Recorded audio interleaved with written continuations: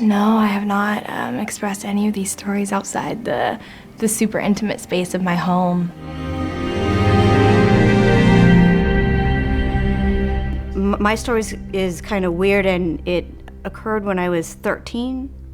The stories I hear are, my friends are like, oh, I trusted him, but I did not instinctively trust this person, and it still happened, and that's the weirdest thing. And I almost have no memory of it. I'm pretty sure I was drugged.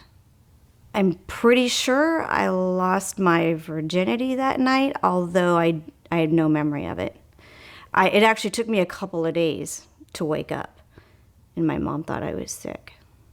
But in the case, there was small instances in the professional world where I would have a meeting and walk away and my ass would be grabbed. They'll say things like, we have a blacklist and we'll put you on it and no one will ever work with you. And it's so endless. And we're not even talking about the accusation level here. We're just talking about basic level, no, I don't want to go on a date with you. Oh, blacklist. It's crazy. Is what happens a majority of the time. Is it's just someone in your life that you have a basis of trust with, and that trust is broken in a really intense way that you didn't expect. For some people, that's friends, and for some people, even more shockingly, it's someone that you are more than friends with, or even in a relationship with.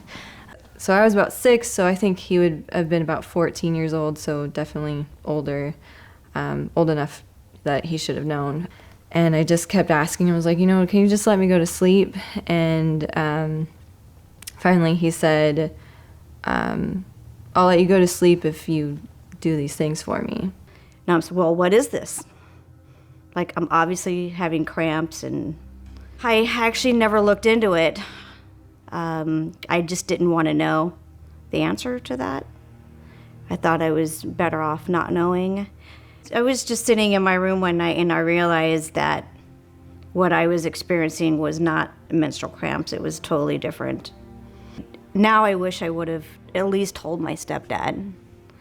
I didn't think that they would believe me. They had their own problems, so I thought that this problem was like if I could just sit there and maybe not say anything or kind of pretend that it didn't happen, maybe I could just go on with my life like it didn't happen. We danced with some young man I didn't know, as one does, and he came back to the table and sat down. We were chatting, probably flirting a little bit, when all of a sudden, out of nowhere, he started groping me under the table. And horrified, I shoved his hand away, and I don't remember exactly what I responded. I'm sure it was something very placating and trying to make light of the situation, because this is how I had learned to handle these kinds of situations. And an ugly mask came over his face, and he leaned in and he hissed at me, "Oh, I know your kind. You're a little cock tease, aren't you?" All of a sudden, there's a man in front of me, and he grabbed my breasts and then started pushing me towards off the sidewalk towards, there were a lot of trees and everything, and I kind of had an idea of what was happening, and so I kicked him, and I said, "Get the hell away from me." Our detective wanted me to pick the man who committed sexual harassment towards me, and I couldn't find the man in the lineup, and I was afraid to pick someone who maybe it kind of looked like them, but maybe it wasn't them, and I didn't want to pick the wrong person. And he told me that if I didn't, that he wouldn't believe me, and that I could have charges against me for that. And so he kind of gave me an ultimatum of either we continue pushing through, but if we find out you're lying, you're in a lot of trouble, or you could stop now.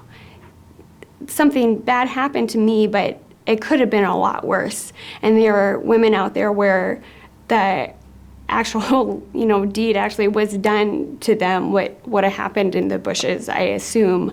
And then, if they go through with a rape kit or something, oftentimes no one even looks at them.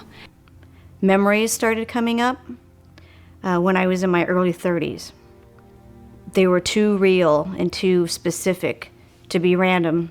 So I thought, that I was raped that night.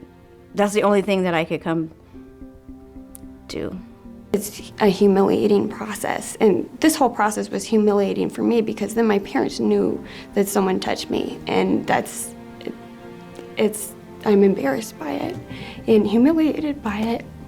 In the big scheme of things, sure, I'm sure that there are a lot more other things going on, but it sure didn't make you feel good, and it made you feel like they were calling you a liar when you were telling the truth.